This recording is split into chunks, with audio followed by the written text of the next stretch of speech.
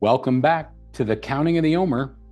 My name is Mike Sutcliffe. I'm one of the pastors here at Corner Fringe Ministries. Today is day 35, the name worth bearing. Exodus 34, 5 through 7 reads, Then Yahweh descended in the cloud and stood there with him, and he called upon the name of Yahweh. Then Yahweh passed by in front of him and called out, Yahweh, Yahweh God, compassionate and gracious, slow to anger and abounding in loving kindness and truth, who keeps loving kindness for thousands, who forgives iniquity, transgression, and sin. Yet he will by no means leave the guilty unpunished. After all the failure and fire, Moses asks for the one thing he still longs for. Show me your glory. And Yahweh answers by declaring his name, not just syllables, but his very character. Yahweh, Yahweh, compassionate, gracious, abounding in loving kindness. This is the fullest revelation of God's nature to date in the Torah, and it comes not in a moment of triumph, but in a moment of restoration, after failure, intercession, and renewed covenant. In Hebrew thought, a name, Shem, reveals the essence of a person. Yahweh isn't just saying, here's what to call me. He's saying, here's who I am. And as his people, we are called to bear that name. You should not take the name of Yahweh your God in vain. Exodus 20, verse 7. This command is not just about speech, it's about representation. To take his name in vain means to carry it falsely, to misrepresent the character of the one we belong to.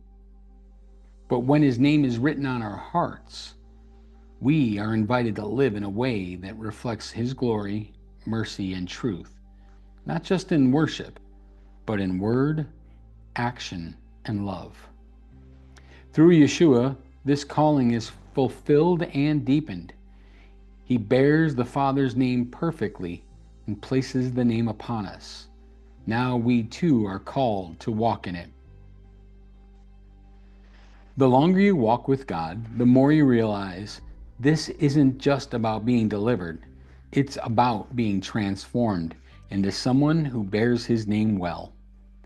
When Yahweh declares his name to Moses, he wasn't boasting. He was revealing what his people are meant to reflect: compassion, grace, faithfulness, truth, mercy, and justice together. This is what it means to belong to him. This is what it means to bear his Shem. But bearing his name comes with weight. It means we can't live however we want. It means our choices reflect something bigger than ourselves. It means people look at us and decide what they think about him.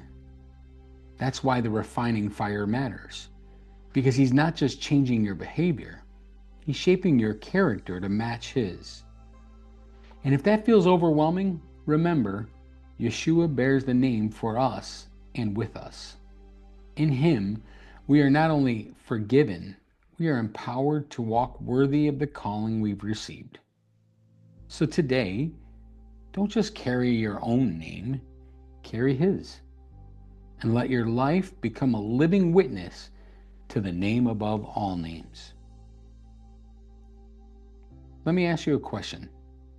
How are you bearing the name of God in your daily life? What aspects of his character do you reflect clearly? And where is he inviting you into deeper transformation? Let's pray together. Yahweh, your name is holy, beautiful, worthy. Let our lives reflect the truth of who you are. Shape our hearts to match your compassion and truth. Let us carry your Shem, not in vain, but in reverence. Yeshua, teach us to walk as one marked by your name, and help us to reflect it faithfully in this world.